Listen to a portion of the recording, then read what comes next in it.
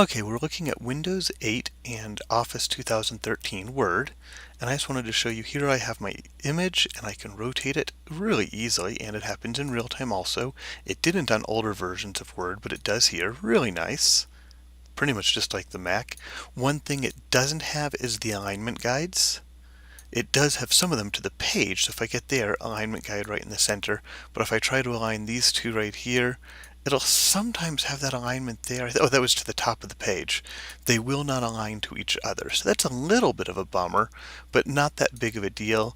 And let's go ahead, bring in an image. Here's something which I don't think is handled quite as well. It's a big image right there. Maybe I should have picked a smaller one, but we'll just go ahead and bring this big image in.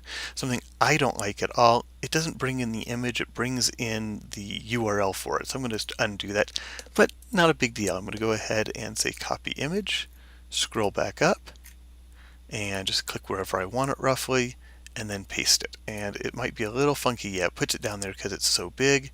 I can go ahead though and say format and change the size there, and it will do it proportionally, and it does it again in roughly real time. Where'd the image even go? I did find that it's a little harder to keep track of where images are at times. I can of course also grab a corner and do it, and there we go. Move it around. Oh, it's not wrapping correctly. Let's go ahead to format. I'm already there. Go ahead position, and I will do tight.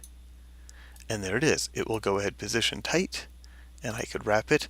Now it doesn't have the instant alpha, which I could use multiple colors, but it's almost as good here. If I go to color, I could say set transparent color and just pick one color. And there we go. I could also go ahead and edit those wrap points if I go into here.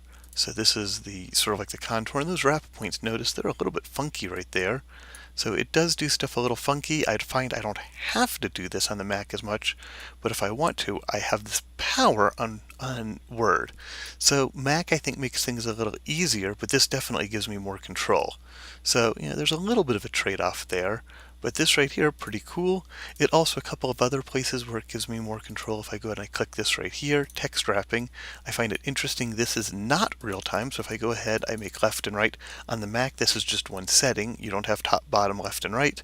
But if I click OK there, now it'll change. So not everything is in real time. Most of it is though. Could go ahead, turn it, rotate it. Really pretty easy, pretty good to work with.